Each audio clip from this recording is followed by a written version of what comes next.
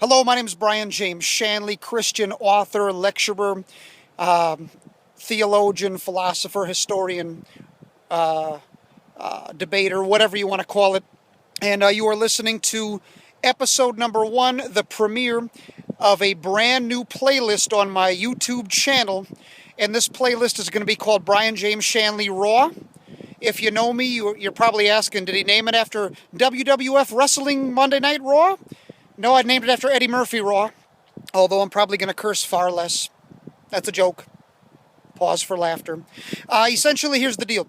As I record this, it's the fall of 2017. We are about 26, 27 months out from the ringing in of the decade of the 2020s. And as you look at the political landscape in the United States of America in this time period, it has never been more divided than it is right now. It even rivals the Civil War in terms of absolute polarization. And there's more than one person who thinks that we are inches away. We are the wrong Fort Sumter experience, the wrong event away from Civil War II breaking out on our streets. And yes, involving your children, grandchildren, etc. And so one of the reasons for the division is the very strong holding to of a couple of polar opposite political positions as it relates to man, humankind, and their relationship to secular human government and what that should look like as you try to flesh out freedom, opportunity, etc. And so this creation of this particular playlist, you're like, Shanley, you've got a bunch of playlists already, you know. This one's going to be different. It's by popular demand, as in, I didn't want to do it. I've got a gazillion other projects that I think are far more important, but I've had more than one friend, family member, etc. say, hey, you need to do a special set-apart series in which you deal with the political issues of the day from a Christian perspective. I'm like, I've already done that. I've done that ad infinitum, ad nauseum, to the point that people are probably sick of hearing me on these issues. And they're like, well, no, you need to do one in which you provide an equal and opposite response to talking points that come from the corporate-owned, hired-gun media complex that seek to instruct Joe Schmo on the street that their political position needs to be one of political leftism. Whenever a talking point comes out from the public school system, the television, Hollywood, whatever, and it's a deliberate lie, nobody's answering these things. They're sitting there unopposed, just being granted for free. And that's why in the 2016 election on the Democratic side, you had a guy come out and say, I'm a socialist, and he was running away with the possible nomination. The one time you're thankful to God that the crooked Clinton machine actually stole something, because you would have seen a democratic socialist Islamist revolution in this country. And for those of you dummies who think that would be a good thing, you don't know history at all. So they want me to take, and we all have relatives, friends, a guy at the water cooler at your job or whatever. They regurgitate the one-liners, fake news, or alternative facts, or whatever. You can tell they got it from some meme, or they got it from some Saturday Night Live comedian, or someone who did their thinking for them, because the person regurgitating the one-liner for political leftism, when you press them or cross-examine them, you could find out that by way of primary source documentation and reference works, if they've read 3 pages of discussion about the very thing they're getting smart with you about, it doesn't happen. They're usually just vomiting out what the culture has taught them. And what the culture has taught them via the public school system, the secular university system, Hollywood, the media, and a garden variety of other stimuli that are all working together to engineer the public in a direction that is a forfeiture of the sovereignty of the United States of America to be absorbed by a one-world, globalist, dictatorial, technocratic government where there is no border, it's just one planet. They're heading that direction. There's one stubborn country that won't give up its sovereignty yet, And inside of that country, those folks who believe in a constitution-based representative republic composed of free people who have the right to upward mobility in a consumer-driven, capitalistic economy, a free market that is not screwed with by the government, or as little as humanly possible, those stubborn people need to be re-educated or removed. So if you like freedom and you like the country and you like the Constitution, you're viewed as a problem to what they're trying to rein in, what they're trying to bring onto this planet. And it sounds great. Hitler's Germany sounded great to the Germans. Socialism sounded great to the Czechoslovakians. But to that generation who either voluntarily or otherwise gives up their independence and sovereignty and national identity inside of a generation, they're behind barbed wires and machine guns. And they're like, how did this happen? Because you're too stupid and too immoral and too disgusting, and you had freedom and you gave it away like an idiot. All right, so they want to push us there. There's just a handful of stubborn people who wave the flag, who believe in God, and who don't want us to go there because they want their children to have a chance. So we're viewed as the problem, but in order for us to be eliminated and for us to become the minority in terms of numbers, they have to train a brand new generation of kids. And so you look at the average person, that guy at your work in the water cooler, or that relative sitting around the Thanksgiving table, you're discussing politics, and you can tell pretty quickly this person has been instructed and indoctrinated with political leftism on every hand, in every area of life. Every political issue they hold to the left of center position, they've been taught two things. Number one, that if you hold to the right of center position, or if you hold to a nationalistic Christian position, if you love God, if you love the country, A, not only are you Adolf Hitler, B, you're a racist. Okay? So you're either a Nazi or a racist, but they're very sure of these things. They're as sure of that as they are that man-caused climate change is going to destroy them, as is the tyranny of the so-called 1%. So they're trained like a parrot. 1%. Climate change. Adolf Hitler. You're a Nazi. You're a racist. You're a bigot. You're a homophobe. You're a xenophobe. Xenophobe is the catch-all when they don't know what the hell you are. They just call you a xenophobe, and that's kind of like supposed to just be the rubber band that can be stretched to encompass and to include any nonconformist worldview that you have. You're simply a xenophobe. And I'm waiting to see what they have next. So what I'm going to do is I'm going to begin this series in which I deal with the talking point, the newest meme, the newest one-liner that you hear on the late-night comedian, whether it's Jimmy Kimmel or Colbert or whatever the hell, is it Colbert? Whatever the hell, where they teach these people absolutely insane stuff. And they literally believe it to be true, and they stay inside of a bubble of people who think like them. And when they come across you, the conversation is not neutral. They have presuppositions and prejudices that have dirtied the glasses through which they see you and through which they hear your position. So I figured on the debut episode, I wanted to do two things. I wanted to deal A, with fake news, and B, I wanted to deal with alternative facts. Since the purpose of this thing is to be short, I gotta pick the one or the other, so I guess my mother told me to pick this one. I'm gonna do fake news today, and I'll do alternative facts another time. So here's the deal. Where does the word fake news comes from? You got to go back to Mao Zedong, who, a communist revolutionary, created a dictatorship, rose to power, and did what's called a fundamental transformation of China, a cultural revolution with a civilian national militia called the Red Guard, and he instituted communism. It's socialism lived out to its logical end. Of course, it always results in communism. And any nonconformist was put in a re-education camp.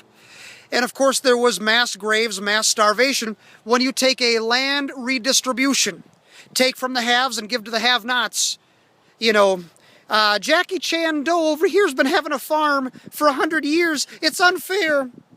In the interest of fairness, we got to take it from Jackie Chan Doe's family and redistribute the land to whatever, John, some young goy or whatever, over here who's never had an opportunity for a farm.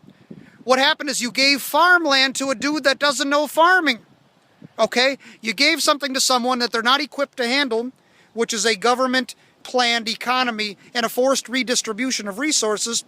So Joe Schmo, who never had farmland at all of a sudden he gets farmland, right? And what happens is he doesn't know how to use the farmland, so during the land redistribution, when they had the farmland given, how you doing? Keep on walking. Someone walking their dog. They're famous now. Where are they at? Anyways, so the land redistribution. No autographs. The land redistribution, what happened was when you have a person responsible for growing crops, and Jackie Chan Doe has had this in his family for multiple generations, and he's growing the crops that keep the people fed, and all of a sudden someone else gets the land who can't feed the people. You have, by definition, not enough food. You can't grow enough food, and so you have a great famine, which means people are going to starve to death, which means people are, and someone's texting me right now, people are going to, whatchamacallit, people are going to starve and there's not going to be enough food. And that's why in the fundamental transformation of China under Mao Zedong, who's one of Hillary Clinton's great heroes, and also many of the leftist great heroes, you had people eating rats and fighting to kill each other to see who gets to eat the rat. Okay? So, anyways, so here's the deal. When Mao Zedong was trying to gather control and standardize the worldviews of the people that are out there, he had government control of the media, the radio, etc., etc. The existence of anything other than the government-approved of communist propaganda machine, he'd labeled it as fake news. Mao Zedong had the worldview that was true, you see, but anyone else who disagreed, a dissenting voice, was fake news. So you come over to the 21st century, and you have NBC, CBS, ABC, etc., etc., etc., the corporate-owned mainstream media complex who puts forth the gay agenda and God knows what else, one world socialism, whatever, right? And the people swallow this, even if it has to come out of the mouth of their favorite Disney character, whatever gets them to learn that stuff, and the younger the better, right? Well, when people such as, say, Alex Jones, Michael Savage, someone putting forth a take on the news and a priority of what the top stories are that's different than what the mainstream corporate-owned media complex news is saying, well, the left of center people, just like their hero Mao Zedong, who killed all those people and put all of them in concentration camps and re-education camps, when he called it fake news, or the Chinese equivalent, these people started calling it fake news. Leftist term to shut the mouths of the Alex Joneses and whoever else had a differing point of view than the majority position that the corporations wanted to sell you. Well, when Donald Trump would notice that, he was running as an anti-establishment candidate. He was running as a political outsider, a non-politician, and when the corporate-owned media complex would say, hey, Donald Trump kicked a person, Donald Trump encouraged violence, blah, blah, they would make stuff up and they felt no sense of duty. They were under orders from the higher-ups. You always follow the money. Well, who's the corporation who's financing the TV station? Who are the sponsors? What companies sponsor the TV show and the talk show host? Who owns the newspaper? Follow that, and you can see the message that they want Joe Schmo Public, who shines shoes for a living, or who operates the Ferris wheel at the county fair. They want them to believe a certain thing about the political issues of the day. Well, the news is the one responsible for spreading that.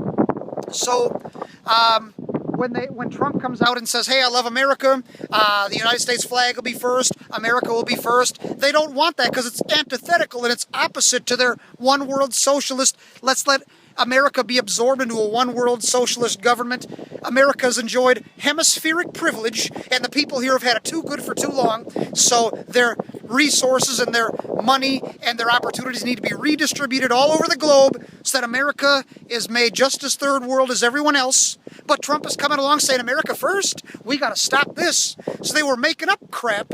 So he took their phrase, fake news, turned it on its head, and used it properly.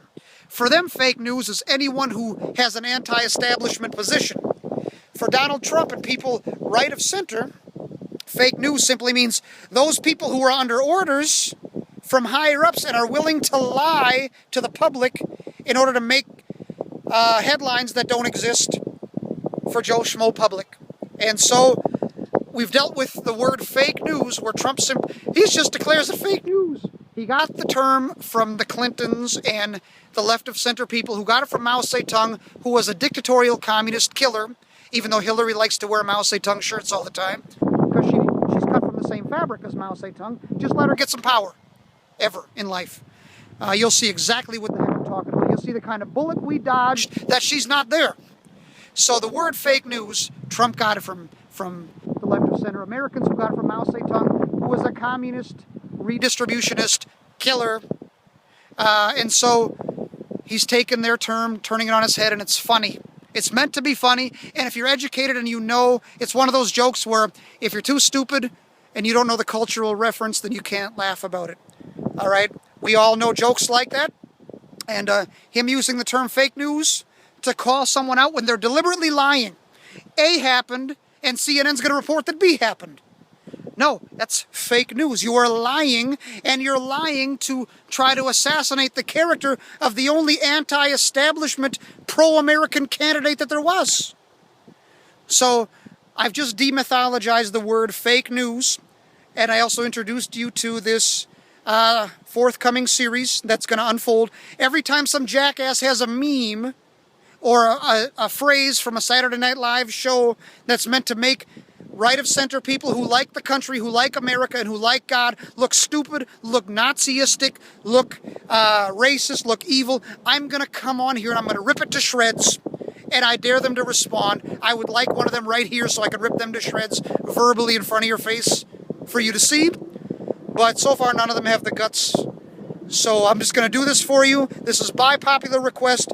I come to you as a Christian thinker, philosopher, theologian, historian, political observer, and just wanted to put the roots of this thing in front of you. And I hope that clarifies whenever you heard the word fake news, it's really one of their terms that Trump turned on its head, and it's funny, and you should laugh. And you should also know he's using it to call them out on a deliberate lie. They're trying to pull the wool over your eyes, and he uses their word to expose it. I will see you on the next one, and I hope to deal with the phrase alternative facts, because they don't know what they're talking about in that one either, and I can't wait to tear them apart the way I tore them apart here. May the one true and living God bless and keep you, your families, and the United States of America, and may this country stay unified and free and independent of civil war and violence and bloodshed for as long as the Creator says so. Goodbye. And yes, that is Tartan High School behind me. I strategically chose this spot. There's the Tartan High School hockey rink or whatever, and there's Tartan High School. So there you go. Aesthetically beautiful and everything. I've done this for you. Minneapolis, St. Paul, Twin Cities till I die. All right, bye.